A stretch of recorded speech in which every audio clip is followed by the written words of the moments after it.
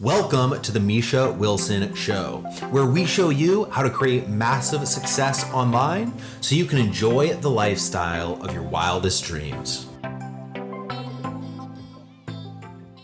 Hey, if you want to discover why planning is actually really freaking stupid, stick around and watch today's video through until the very end, as I'm about to share with you why I believe planning is one of the most overrated things to focus on in your business. As always, if this is your first video, my name is Misha Wilson, and over the course of the last few years, I've now done over $40 million in total sales online. So everything I'm going to be sharing with you here today in this video is out of actual applied knowledge and not just theoretical. Well, this kind of might sort of work this way.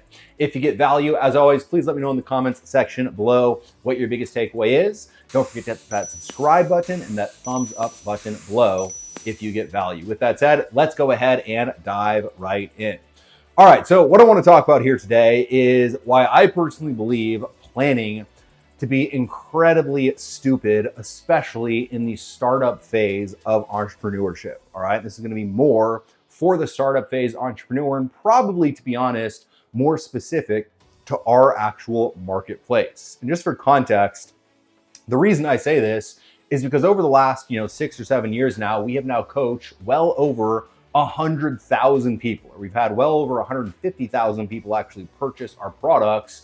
And then from there, I've coached tens upon tens upon tens of thousands of people between our group coaching calls, our in-person masterminds, our workshops, our events, and everything in between. And so I have been able to see quite literally, a ton of people and how a ton of people operate in our specific industry and what holds them back.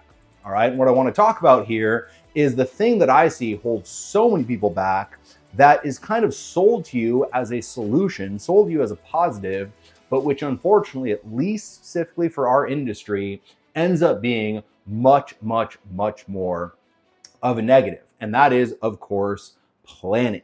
All right, so I can't tell you how many people we have worked with over the course of the years that have planned.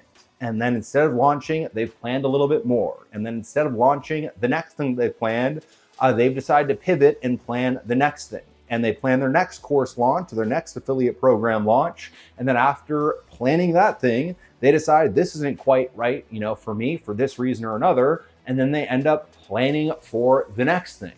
And what tends to happen is that instead of just telling themselves to take freaking action, instead of just going, instead of just doing something to put themselves out there, they focus on the planning, and they allow themselves to focus on the planning because the planning allows them to feel like they're doing something, to feel like they're being productive, to feel like they're executing, to feel like they're taking the action steps that they should take in order to change their life. While the truth of the matter is, they're just fucking planning something that's never going to actually happen, right? And so, on the complete total opposite end of the spectrum, I'm not necessarily saying, especially as an established business owner, I wouldn't recommend this.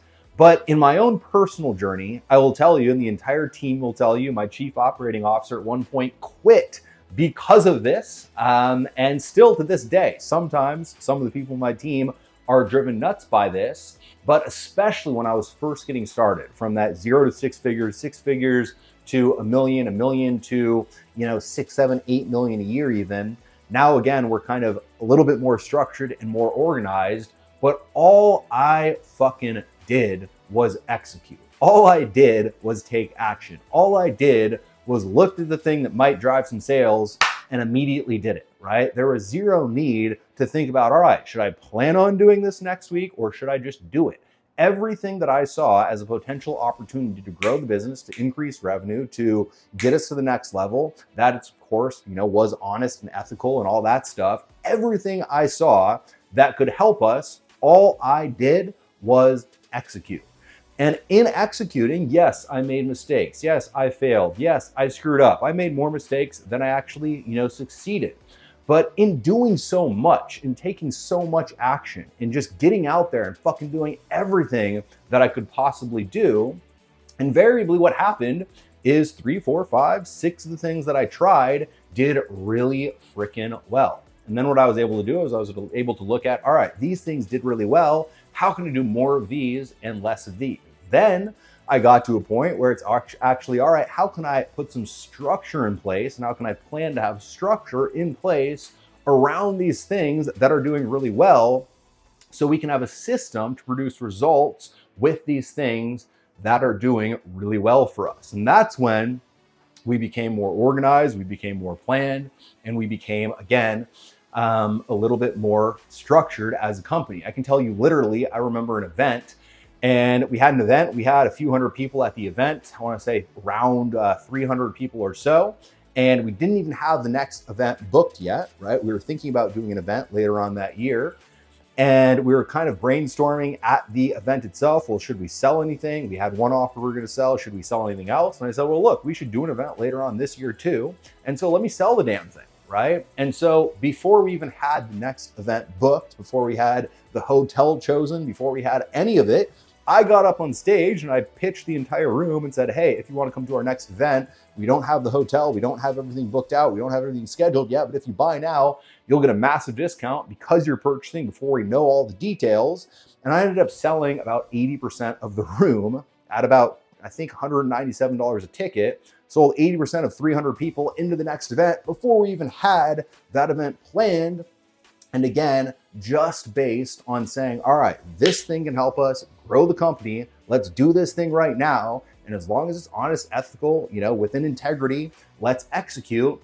Let's not spend a month or a year planning the damn thing. Let's just do it. And that allowed me to get into momentum. And then once I got into momentum, all I did was more of that and less of all the other stuff that wasn't actually working. All right. What I find usually, and there's every now and then there's a case where this isn't true. So you might be that one person where this isn't true. But what I find usually is that when someone is excessively planning, it's not because they don't have a good enough plan. It's because they have something internally keeping them from executing on the thing that they know they should be executing on.